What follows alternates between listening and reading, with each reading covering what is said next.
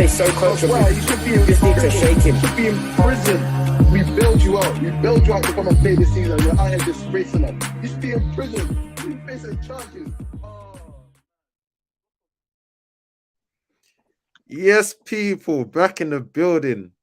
It's your host, Hoodie Banks, joined by my ever faithful co-host, Lavish or Oluwashemi Lore, Kante's cousin. We're there for some midweek action.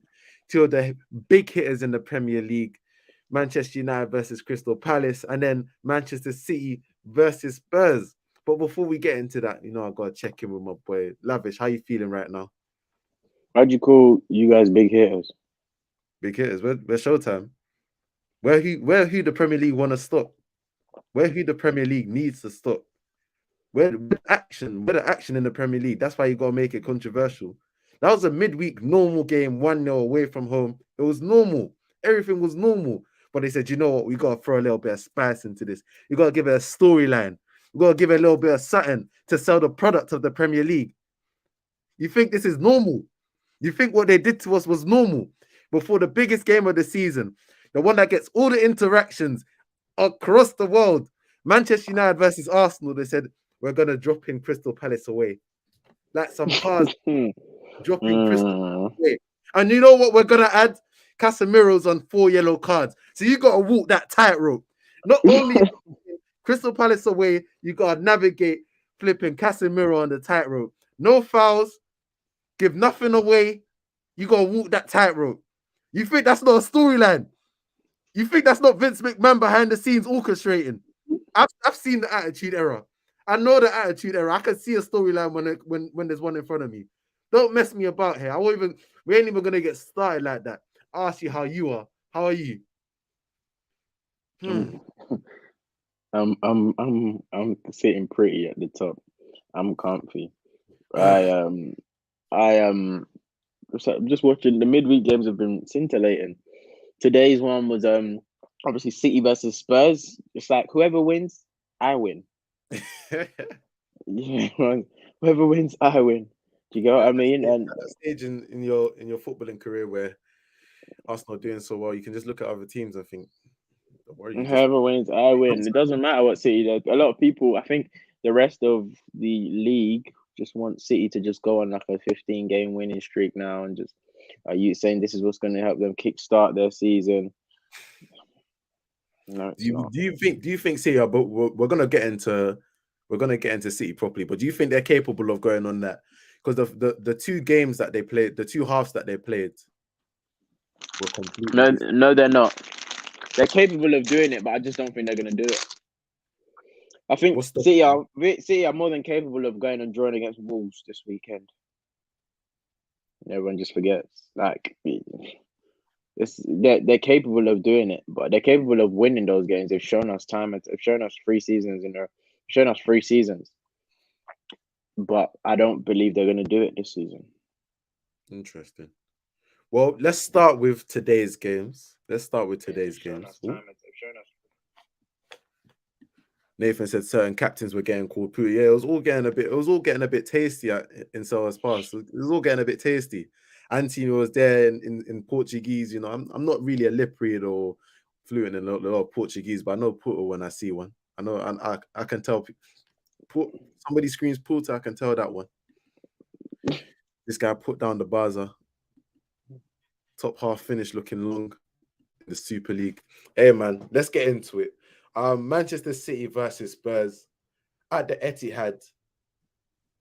We look at the first half, and for me personally, it was a 0-0 first half. And the fact that Spurs came out of that first half, you know what? They would have been laughing. They would have been laughing in the dressing room. Spurs were shocked they scored. Shocked because it was literally just Edison, literally on a penalty spot. You give it to me. They hesitate to celebrate. They were like, okay, why not? Hey, that's like you get one of those situations where you can close Rodri down there. Like you don't get many of those passes against City where you it's a hospital pass.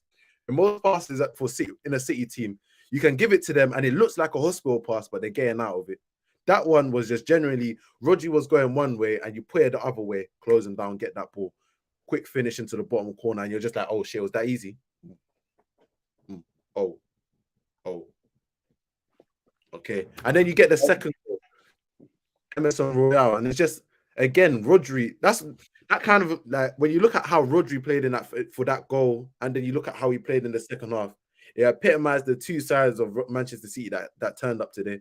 Because for that challenge against Kane, you take everything. You take the ball, you take Harry Kane, you take some of his, you take everything. You don't let him. No one's coming out of that challenge alive. You whacked him out. You know when you whack, you go in for the challenge and you hurt yourself, and you just have to limp away, knowing you did a job. Yeah, you have to. That's what it should have been. But Rodri was a hologram. Rodri was a hologram on that challenge. He let King go through, and rebound pops up to Emerson Royale. It was literally like, honestly, that first half was so passive from City, but it was never like they were in danger from Spurs. Like, it was generally the most 0-0 Spurs defending deep and trying to get to halftime 0-0, and you literally gave them 2 goals out of nowhere. And then you get the second half. In the second half, they hit them like a ton of bricks. I don't know. They have to be tested. They should have all been tested at the end of that second half. The City players, they've come out and they were. You gotta usually pick out 1 or 2 players. Just say everyone. All of you like this way. Because they literally absolutely gas masked Spurs. Spurs are so confused. And the thing is, Tottenham aren't like, if we close your eyes, Tottenham aren't a big team. And the grand scheme of how they got patterned, how they got patterned though.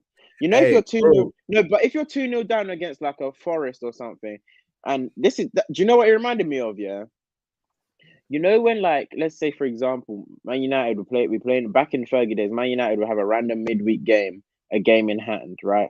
And then Man United would go 2-0 down in like a random Blackpool. Away there, Blackpool, bro. I was trying to think of a team. It wasn't Derby County. It was Blackpool. I was trying to think of. And then you turn it on, and you'll be like, "Oh, you lot, oh, Man United are losing. Man United are losing."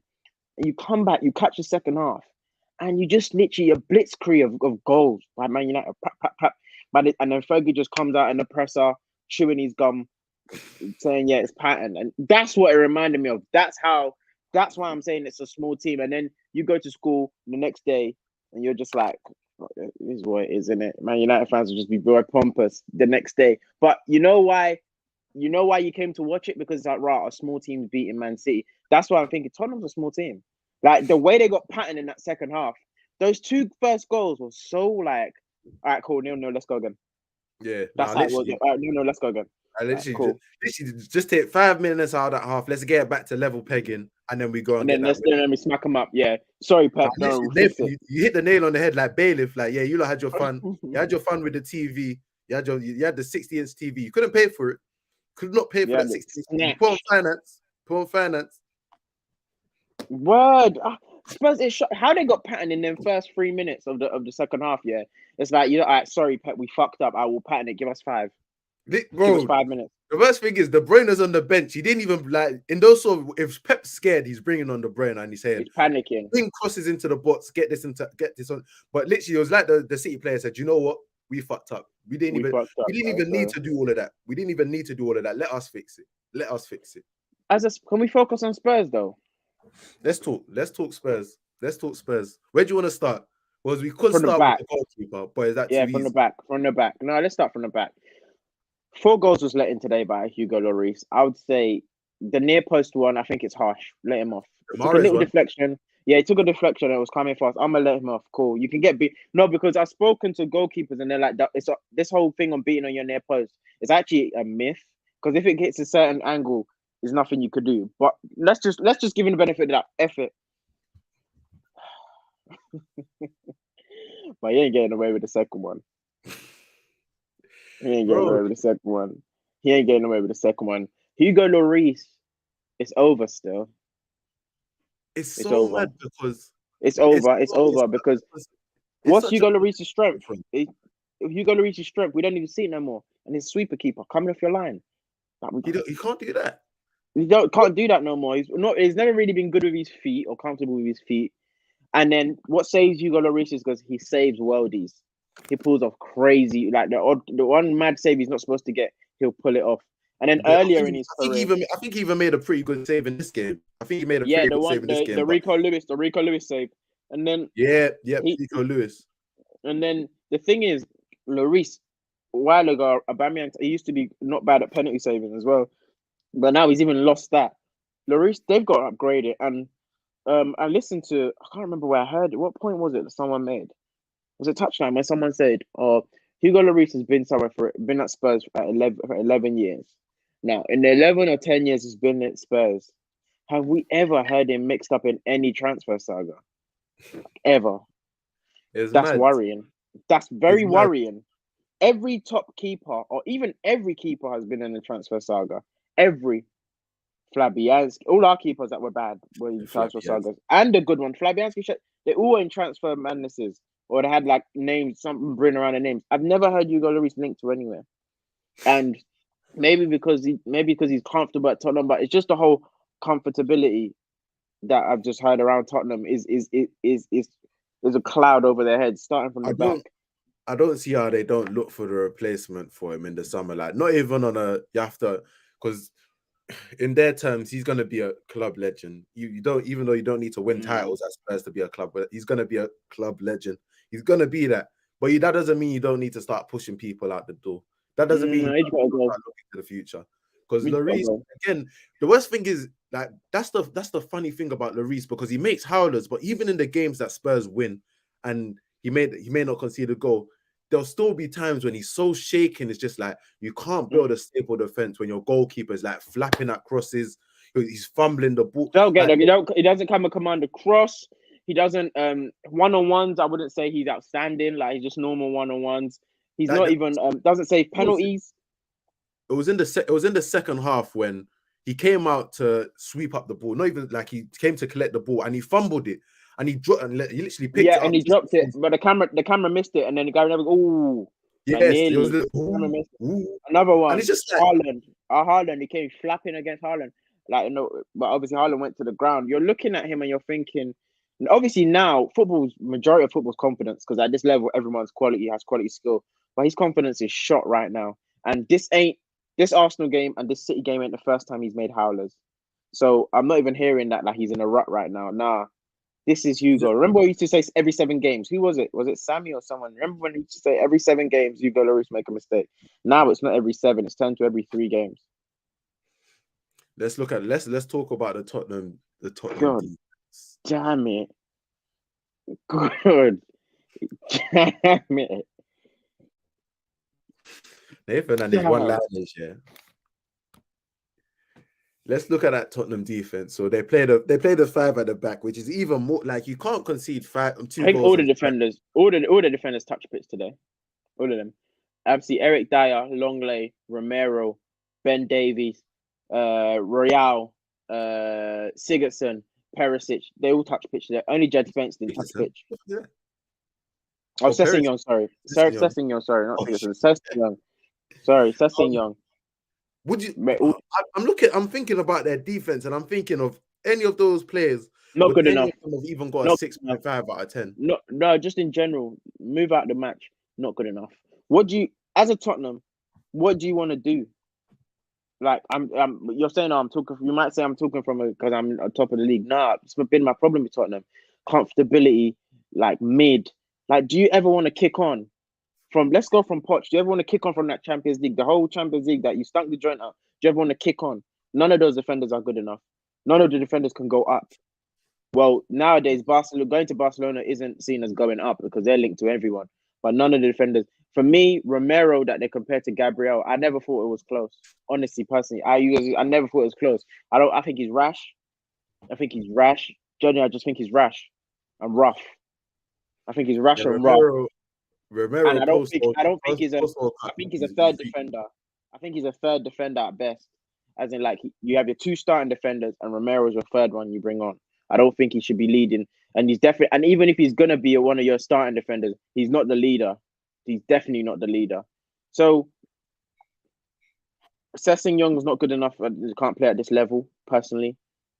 No. Perisic. And Sessegnon, like that's the thing with Sessegnon. It's not even like he's got mad defensive responsibility. It's the fact that the attacking is just as bad as the defending for him. Yeah, Like whenever he gets into attacking positions, it's just like he's not gonna put in a quality cross. He's not gonna like bring a good save out of the keeper.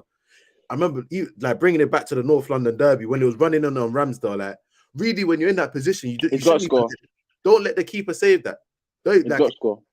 Don't even give the keeper a chance. But when he gets into those crossing positions, are even worse for him. Been in them positions since Fulham, so how do you expect him to practice that? Fulham, he was even playing left wing. Fair enough, his main job was just getting. No, but I'm saying that at Fulham, he was in the mix very often. He ain't been there in a while, so I don't expect him to finish that, but he should. Either or, you don't get that much time at this level, and clearly you're not this level. Move over to the other side. Dyer, no point. No point. Talk about that. Don't need to discuss that. Ben Davis, no point. Longley, no point. No point. Longley's not good enough. Longley should have gone out with him Titi. Literally, literally just before, just after, what do you call it? Just after Swansea won the Carling Cup. I think he left just after. Went over there. Well, then you have what's the other two? What's his name? Davinson Sanchez, Emerson Royale, and Doherty. So if you list that back line, okay, there are a lot of squad players that could do a lot of Premier League level players that could do jobs on other Southamptons, Evertons of this world, or play squad players for other teams, but they shouldn't be starting. Go to the midfield; it's not that much better. At least Bentancur came back, but he clearly wasn't fit, or he wasn't that level. Didn't impact the game whatsoever. But he's just come back from an injury. Højbjerg is bullish. It's just a bull. Loud hype. Højbjerg's loud. He's just loud. He's like Nigel de Jong without skill. That's not a bad comparison, And that's what annoys me, because I remember even talking about this when we was doing Radio, talking about Højbjerg, and I just like Tottenham fans were gassing it so much, saying, "Yeah, we picked up a mad one. We picked up a mad one." No, you didn't. I'm just looking at him like, "No, you haven't. Like you picked up Højbjerg. Højbjerg, what saves Højbjerg? He's rough. He's good in it, but by rough, he's different to Romero's rough. He's like strong rough, which is okay. We can work with that. He's rough. He's good in the tackle, like in one-on-one. Sometimes he's good. Sometimes it works, and his positioning is good enough. And by good enough, I mean like he can get caught out. Don't get it twisted. But besides that, Højbjerg can't get across the ground. He's not fast. For me, he's not quick enough. Like he doesn't stop running. He doesn't stop running, but he's not quick enough. Like you can run past him. His passing is not great. His touch is okay. I said Højbjerg is if he created Gareth Barry and took away technical ability and any footballing knowledge. Just replace it with a little bit more PMP, and you got Gareth Barry. Yeah, I feel like Højbjerg is not. Wait, do you think this is man said he's a homeless version of Coquelin? The thing is, Coquelin wasn't Coquelin wasn't like a bad passer. Like he could hang. You know that man that he could hang. Like he could take a touch, get it gone. He could hang. He could hang. I think Coquelin's better than Højbjerg still. To me, you think so? 2016 Coquelin. Valencia Coquelin. That 6-month run that he had next to Santi Cazorla. Yeah, but to be fair, I don't think Højbjerg's bad. I'm not trying to get onto him. I'm just saying shouldn't be starting. Like who wows you? You get what I mean? Yeah. But and then if you get to the front four, Kulusevski's being mismanaged. If he remember he's on loan at Tottenham. I don't even think it's a loan with an obligation. I think it's a loan with an option. If any other team starts sniffing around and Tottenham haven't got that like permanent option, permanent obligation, he's gone. I can't imagine that because I looked at Harry Kane after the what do you call it? After the third goal went in. It might have been the second goal. I can't remember. It was the second or third goal. And the way he shook his head, it was just like, I can't believe this shit. I can't believe this shit. He's gone. I don't. Honestly, if Arsenal get Kulusevski, is that still? 100%. A Saka Kulusevski right hand side is unfair. You don't you know when NBA had to step in and stop the Chris Paul trade to the Lakers? You gotta do that. You gotta do that. That's not fair. You don't do them things, man. Kulusevski won't come. He's scared. He'll get because he won't be able to live in North London. They'll find him. I think Arsenal fans will like him because he was an Arsenal fan first, didn't it? Actually, he actually got an Arsenal fan. I said Juve gonna ask for him back. I said Juve gave them. Juve haven't got money though. Juve haven't got money. They need what they can get. Give them 20 mil. Give them 20 mil. They'll have it. But yeah, that front four. And for me, last but not least, your boy Richarlison, man. Banks, you got to answer this. Have you come to Spurs to just come and be a bench woman? Because deep, he's a 60 mil transfer. He barely gets a look in. Shem, remember, I want to, and the footage is there because we can go back to that transfer episode where we discussed Richarlison. And I told you, Richarlison needs to be like, where they're playing Richarlison on the right-hand side, on the left-hand side, like that he needs to be, he's the dog type of passion merchant. Let him run, let him chase things down. Like that's why that role that he had at Everton, where he was playing up front, he was the like main man, letting him do like passion, chasing, like showing his tech. But what he's doing right now, that's why the transfer never made sense to me. Like at Tottenham, he was always going to be a bit part player. You know what? Let me intersect. They didn't think Kulusevski would be this good. Possibly. To be fair, no, my thing with Tottenham is they needed, just like you lot do, they needed depth. They needed depth. Because you can't just run Kulusevski, Son, and Kane for the whole season. They needed depth. But they went for Richarlison all in 60 million, and it just never suited. Like, Richarlison had his best seasons playing up front. Not on the left wing, not on the right wing. You're competing with Harry Kane. You're not going to get in that role very often. Harry Kane, like, unless he's injured, you're not going to get into it's for the Kane injury. It's because it's a diversity in that if Kane gets injured, he can play up front, and also he can play on the wing sometimes when Kane's fit. But if you do that, you need to get like proper get Son off the pitch. Get proper, bro. That's the thing with Conte as well. Like he's keeping Son on the pitch because in his head he's thinking Son is my game changer. Like Son is the one. Like he's one. Like if think about the old days. It's the old days, bro. Old days. It's the old days. And you know what? I think we don't need to talk about Son in it. Everyone knows what we're gonna say about Son, but just shout out Carell for coming on the last episode. It was a fantastic episode. I really had fun on that one. But shout out Carell more for the video he put of Harry Kane. I know you didn't get a chance to watch it because you didn't message me, but yeah, Kane's not leaving Tottenham. You don't think so? If Kane should do whatever he can to follow Conte out the door, and Kane should go to like a Man United or Bayern Munich or Real Madrid or just something to get some silverware, because this ain't it. Tottenham's regressing, and they're out of ideas. Like when Poch left, they were out of ideas. So Daniel Levy put a plaster on a stab wound with Jose Mourinho, and everyone was like, you know what? Jose actually delivers trophies, so let's get rid of the trophy voodoo with Jose. He didn't. The Amazon, it just looked bad. It just didn't work. Whatever. Who else can we get? Conte. Everyone rejected him. Like they got like 7 rejections. Then they got Nuno, didn't work. Then they got their man Conte. And now if Conte can't get you a trophy, it's over. It's tight. They just gotta wait. Then they got either one, go back to Poch, 2 wait for Potter to get sacked and then grab him. It's flogging a dead horse at this point. You're completely. And if I'm Poch, I'm not going. If I'm Poch, I'm not doing a job like I'm not going back to Spurs. Because this is not like if they try anything other than a rebuild next, is literally another plaster. That's why Poch wanted to do the rebuild back in 2018. He said we need to refresh it. We need to get these players. Poch checked out. I think Poch left at the right time. Poch checked out. He's not going back now. He's not going back now to do a rebuild again. And everybody's better. It's a deeper one because we've gone through the Spurs squad now. We've talked about the back line. That needs a whole refresh. That's going to take at least 2 summers to refresh properly. You look at the midfield again. He got signed. He still needs to grow into the role. Benton Court, okay, it's an all right base. They need one more midfielder. They're fine in midfield. They need one more world-class midfielder. That's it. They needed a Tanguy Ndombele to really be a Tanguy Ndombele. Like if they had an Ndombele to be an Ndombele, That They would need be a like, proper good 8, like a proper good 8. there we go. And then you look at the forward line again. Son tired. Kane 1 year left on his contract. Kulichevsky possibly could leave. Richarlison hasn't lived up to it yet.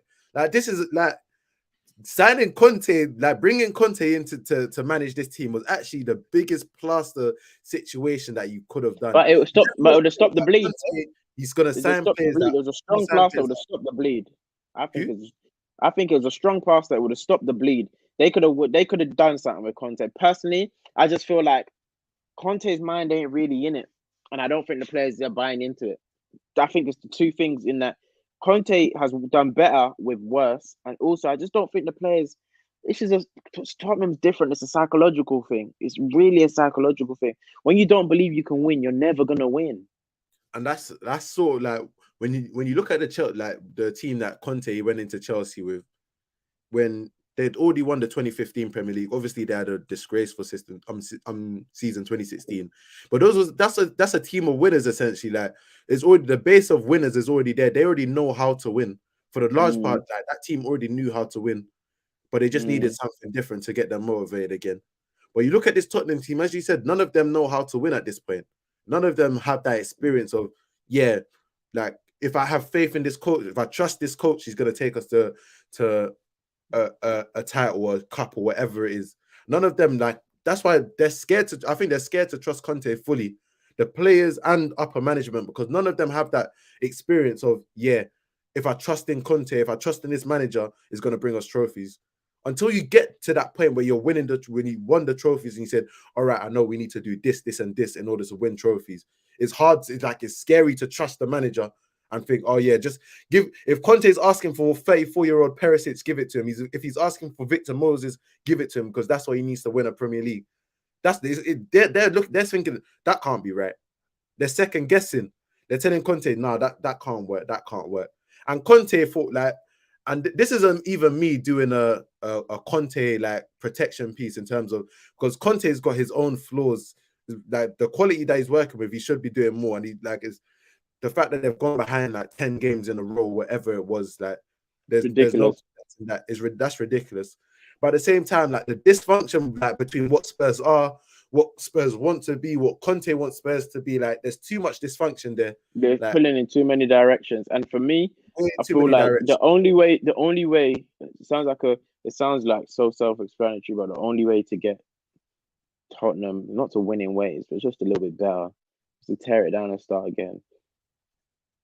I think you need to move on. I feel you need to move on from Harry Kane, firstly. I think for both parties, I think you need to move on from Harry Kane, personally. I think Harry Kane should have left the time he was trying to leave for Haaland. I think he's just, sometimes, when you're so scared to lose your big star, it affects you. It happens. We're so used to it at Arsenal. And sometimes it hurts. I can't lie, it hurts. You lose Henry, you lose Fabregas, you lose Van Persie. We even lost some of them to our rivals. But and all the media talk about that summer is what's going to happen to Arsenal? They used to kill us with that. When we lost Sanchez, what's going to happen to Arsenal? Obviously we left him towards, that Sanchez Ozil debacle. When Walcott as the best player is going to leave, what's going to happen? Sometimes rip it off. You have to. How can we attend to the wound? Rip it off. You lot do it well because you retain yours. You lot never really lose your best player unless it was Ronaldo, but you retain yours. But you always had the aura of Fergie or just Man United, whatever. But Tottenham have never been. They can't act like they've been here. They've never been here before. They've never won. So it's like they're just in unfamiliar waters. It's just, and I feel not sorry for them, but it's like, as their fan base, you just got to think, what else can we do? Because they can't run the money thing no more. They can't run it. They spend money now. For 3 summers, they spent money. Do you get what I mean? So, do you get what I mean? And you're buying man. Before you couldn't attract man. And Ndombele was a huge signing. It's actually a huge signing. Everyone wanted Ndombele. Huge signing. He went to Tottenham. Everyone's like, wow. Do you get what I mean? But you know what? What I want people to start doing now is holding Tottenham to a standard, because this is why they're allowed to be where they are. They're comfortable. They don't get pushed back from the media. They don't get pushed back from their players. Conte, this is the first time he's pushing back at them, really. Their fans shout at Daniel Levy. He buys one player for 50 million. They chill. They don't get pushed back. It's comfortable. So this is why I meant what I said when I said Tottenham, the biggest time wasters, one of the biggest time wasters in England. Them and Everton. But Everton's getting what they deserve now. They are Literally. the biggest. Think how long Tottenham have been in the mix, Grant. Time. Bro, since like year 4. And they've never you say they're in the mix, but they're just there, but you never really think they're there. Since like who is it? Martin Yo. Since Martin Yo. Just in the mix. Just in there. the mix. It's like corner of your eye. Just Tottenham. It's in the mix. You know what I mean? So it's like let's move on from Tottenham because I feel like we spent a good portion of this show on Tottenham. No, in fact, quickly we'll talk Man City just a little bit. Again, I kind of asked you at the beginning of the show, but do they have enough to pull Arsenal in closer? Yeah, 100%. They do, but they have enough to pull Arsenal closer, but I feel like Arsenal's gonna win as well. So like it's out, even though they play each other twice. Yeah, the other games I think it's out of their hands. It's what the momentum now after this weekend we'll know, but the momentum is really on the game where they play each other. I feel City's still gonna drop points. I think Arsenal will obviously drop points as well. But I feel like City will drop more points than Arsenal. I don't think we're gonna get the City of like where they just blow, like where they get to the where they win like a good 15 games in a row. I feel like we're gonna get like 4 wins, draw. I think City are more likely to drop points in silly places than you are this season. That's what I think so. The consistency from Arsenal compared to City when you like at home to what was it? At home to Aston Villa away, Everton at home, like these sort of teams last season, you don't see Man City drop points in those games. It's a bang. Can't be turning the match off. It's boring. So the fact that they don't have that consistency this season, where you know definitely they're gonna put teams away, I think that just plays into Arsenal's hands because against the smaller teams, you'll have rolled the smaller teams over for the large part. Pep is talking spice. Pep's talking spicy. Bring the quotes once he said it. Let's go to yesterday's games in South London. Manchester United traveled to Crystal Palace on the back of a 9-game winning run. Again, as I said earlier in the show, there was a couple storylines in the mix. United just 2 points away from securing safety in the Premier League for another season. Casemiro on a yellow card ahead of the game against Arsenal. Rashford on a scoring run of 9 games as well. There was a lot of storylines, and there's so many storylines in there, subplots. And it seemed like it was going well for 70 odd minutes, and shit just got out of hand, y'all. Where to Chris Paul? Shit just got out of hand. I don't know why I saw it coming, man. I saw the yellow card. I saw the yellow card coming. I didn't see the equalizer coming. Shall I tell you what? I saw us losing. Even from my watch along yesterday, I could see the fact that we were losing control of that second half bit by bit, more and more. Like there was times when we couldn't string 3 passes together, and I knew, oh shit, yep. Like I knew it was gonna be a frantic finish. That was the least I was expecting. I can't lie, Casemiro for the majority of the match handled it very well in terms of not jumping into any silly challenges. It was a solid performance. And then he gets the hospital pass from Bruno. Sorry, what did I say? I thought the other way around. I didn't think that was what I was going to say. I didn't think he'd get a yellow. I thought they would equalize. Okay. Yeah, bro. It was literally, and it was just instinct that took over him because you could see how much he regretted it, but he knew he's been in that situation. He got up and said, and it was everybody on the pitch everybody on the pitch was, oh, fuck's sake. Ten Hag said, oh. So wait. So is it like everyone's like, we know we got Arsenal next and we need him? Do you think that's what everybody? That was 100%. Okay. I've never seen that before, you know. No, but they're not. Bro, I've only seen that for like a Champions League game, like if you're going to the semis and you get. Or a World Cup match. I've never seen a domestic league game where everyone's like, oh, for God's sake, this guy's.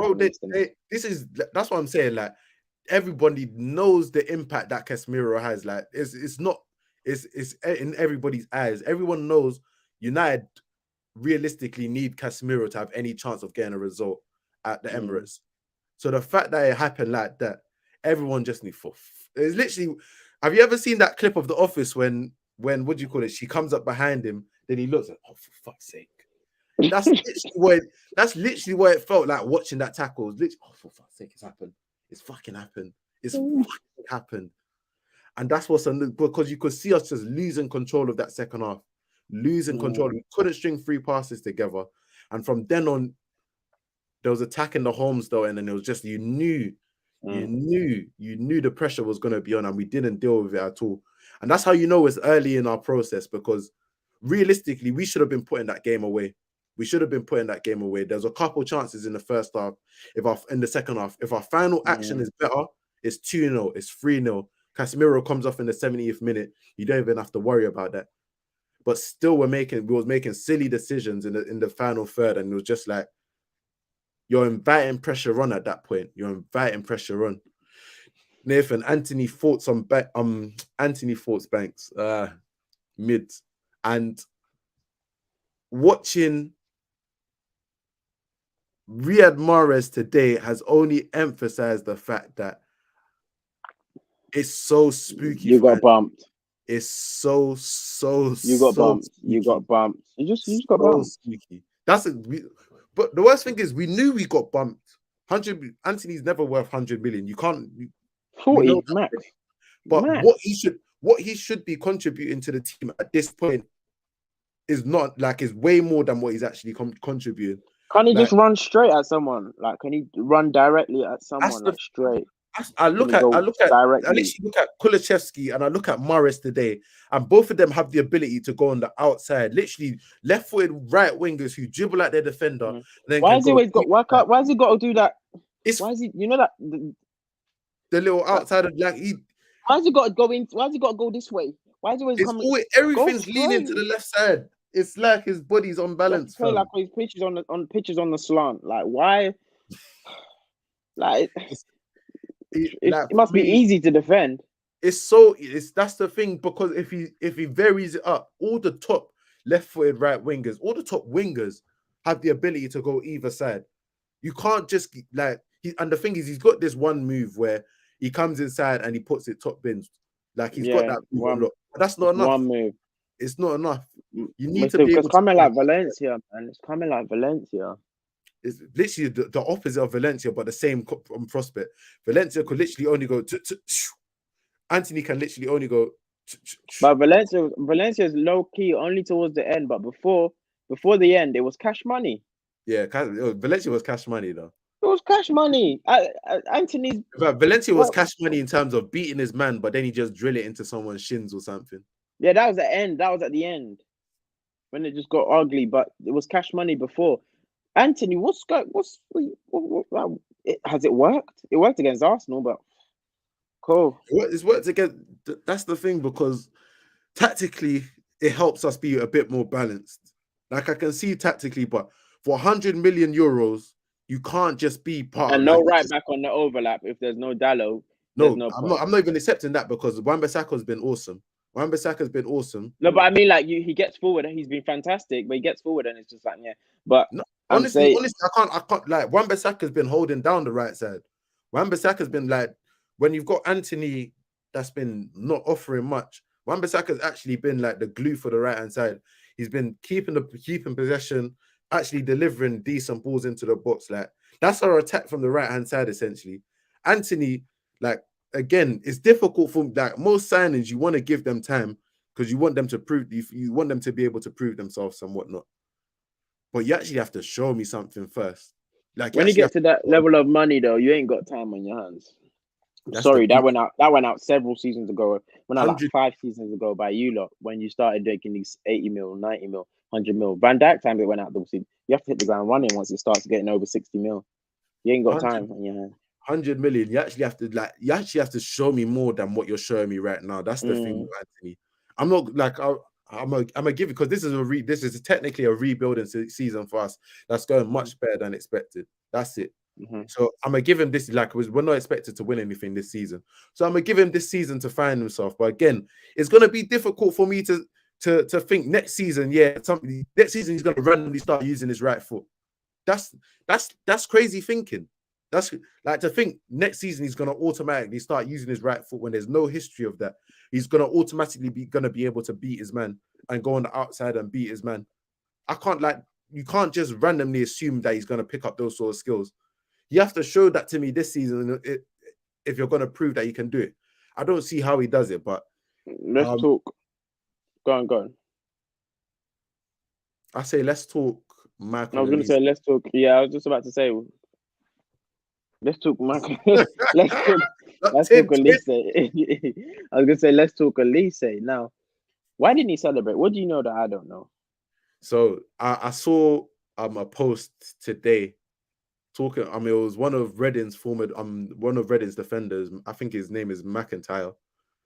He said that like Michael Elise would score in front of the home fans and he wouldn't celebrate. Like, this is not new to him. Like, he don't celebrate like goals, essentially, especially if they're not winning goals. Like, he'd celebrate a winning goal sometimes, but he definitely is not celebrating an equalizer, or if he's like, I'm coming from behind. I'll get him at the carpet. Fucking look at that mentality. But he said, McIntyre also said that he'd be playing like 2-touch with the manager in training, and like if he'd beat the manager, then he'd be celebrating. Like, that's when he'd celebrate. Like, he's a little bit tapped, bro. He's a little. That's what we need. He's got that dog. Got the dog. Look at it there. Look at it there. Look at it there.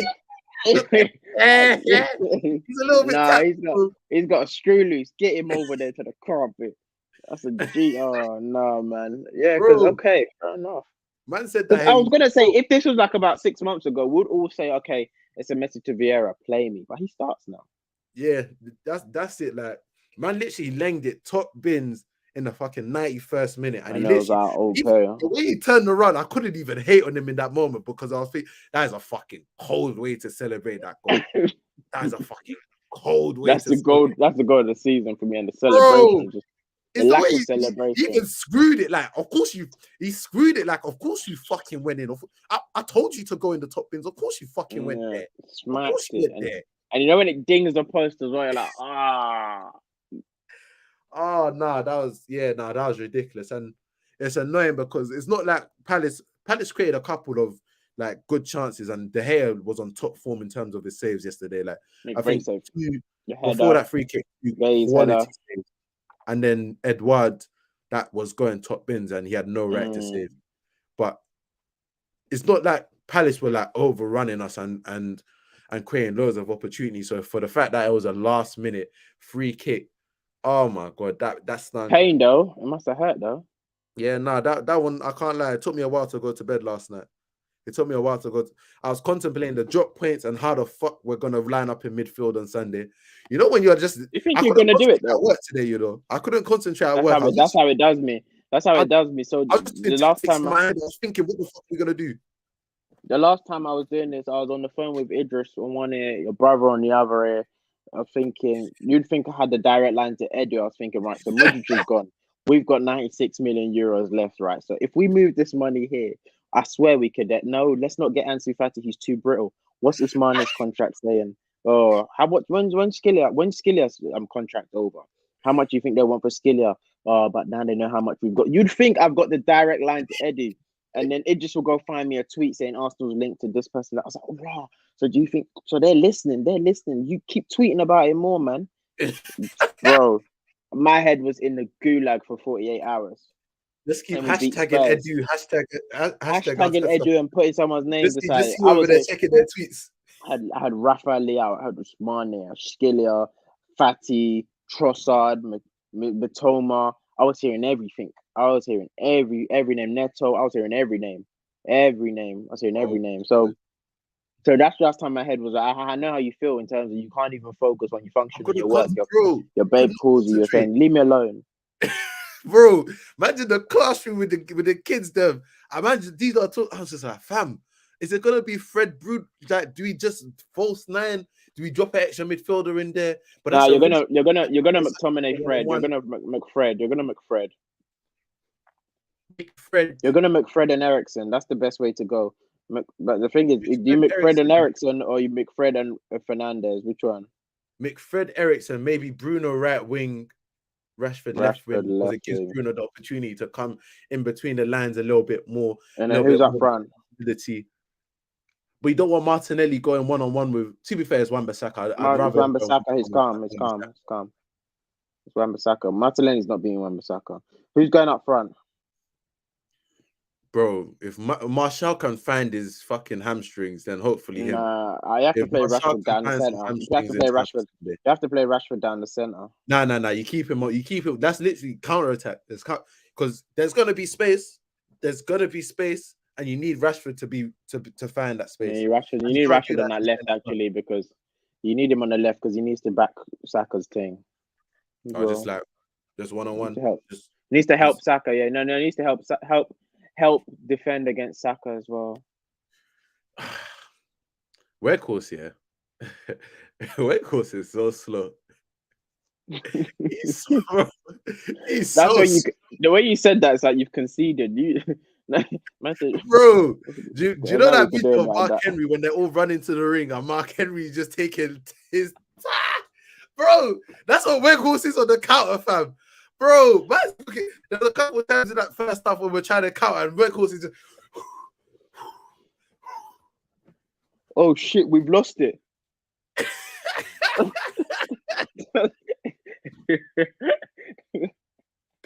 hey, no. Oh shit! Oh, not again. Yeah.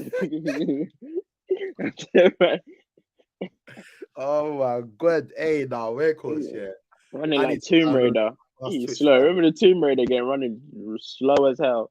Shit. Yeah, nah, I hear you. Nathan said United fans saying that Argentine. That's what I'm saying. Put Martinez in DM. No? Ten Hag has already said numerous times like he's not playing him. He's not playing him DM. Like he's not a DM, and I don't expect him to. The first time he plays DM this season against Arsenal away, I don't see it. I'd be insulting to my confidence if I think I'm a DM and my manager says I'm not a DM. Bare of these guys need to go in the summer anyway, so just don't even worry about what Ten Hag thinks about you. You're gonna have a new manager in the summer. Don't worry. In fact, but last thing we'll talk about before we cut off.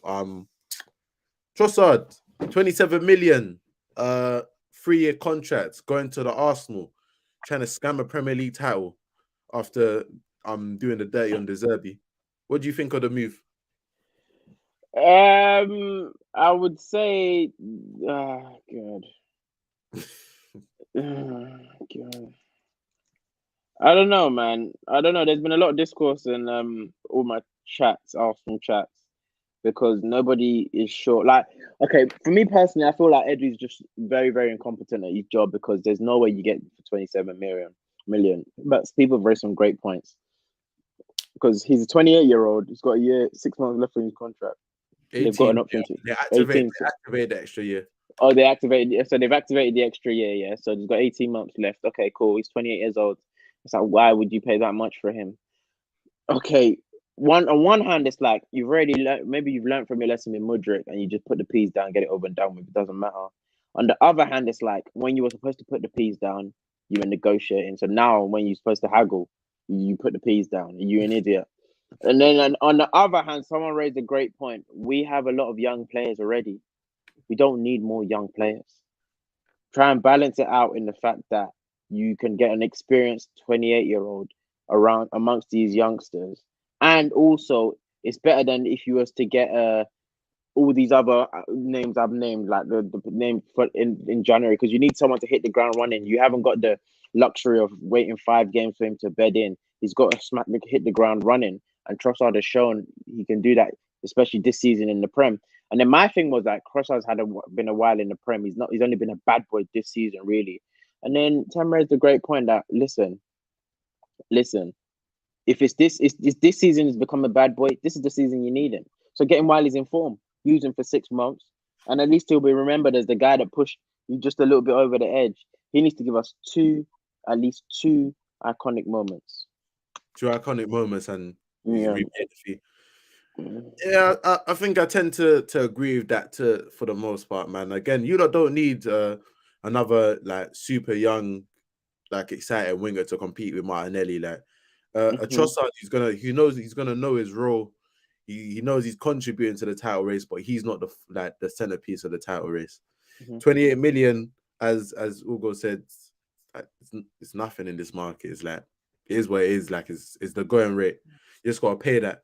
It is what it is. It's not the worst business. Of course, it's not Mudryk and like. So I'm not saying it's better than the Mudryk deal. Better than the Mudryk deal. In the sense that in this point in time for a January deal, yeah, because look, Mudryk ain't worth it. Smart business, if you ask me. They're giving Mudryk bullet on Ballon d'Or shouts. Yeah, but we'll wait and see. Maybe in the long run, obviously not. But right in the here and now, get us this first. If we get us this first dub, we need this prem. Get us this first prem. Who's gonna get you this first? Banks are you more likely to put your money on to push you over the edge in this last 6 months? Mudryk or Trossard? Knowing what you know. And I can't lie, I can't answer that question. I can only say Trossard. Because all we've seen of Mudryk is comps and the Champions League highlights, but everybody knows it ain't the same. Trossard has been to some of these away days. He's been to all these ugly stadiums here. He's been to these cold stadiums. He's been there. You don't have to teach. You don't have to teach him nothing. Mudryk's coming from a war-torn land. He's gonna know about the struggle. He's gonna know about. He's gonna know. You play for Shakhtar. That's the best team in the country. Sammy, never too late to join the party. Big up you. You are hilarious because when you were when you are hilarious because when your ass was getting handed to you the other night, you didn't come with a comment, silly but. Absolutely hilarious. When Barcelona was handing it to them, he didn't come with no comments. He turned his laptop off.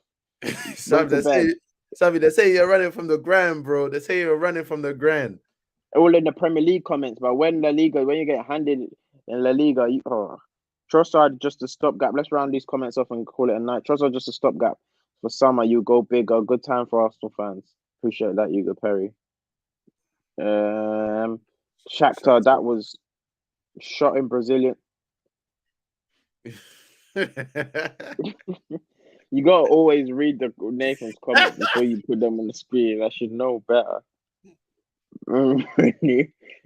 Anyway, Branks, let's round this up. Thank you for being with us in this midweek tier 3 review. Tottenham, I'll say Tottenham therapy session. Yeah, literally, that was a nice little Tottenham. We don't usually give Tottenham that many minutes. It's a good little Tottenham debrief. Make sure you like the video before you leave. Hit that like button right now. Don't do anything else apart from hit that like button. If you're still in here and you're not hitting the like button, you're not my friend. You get it? Thank you so much to my ever faithful co-host, Lavish Oluwashemi L'Oreal, Kante's cousin. Thank you. We're going to be back with some form of watch along for you on Sunday, the big game, Arsenal versus Manchester United. Stay tuned on the tier 3 channels to find out the details for that one. I've been your host today, Banks. Make sure you have a lovely evening. Go and drink some water and have a great night. You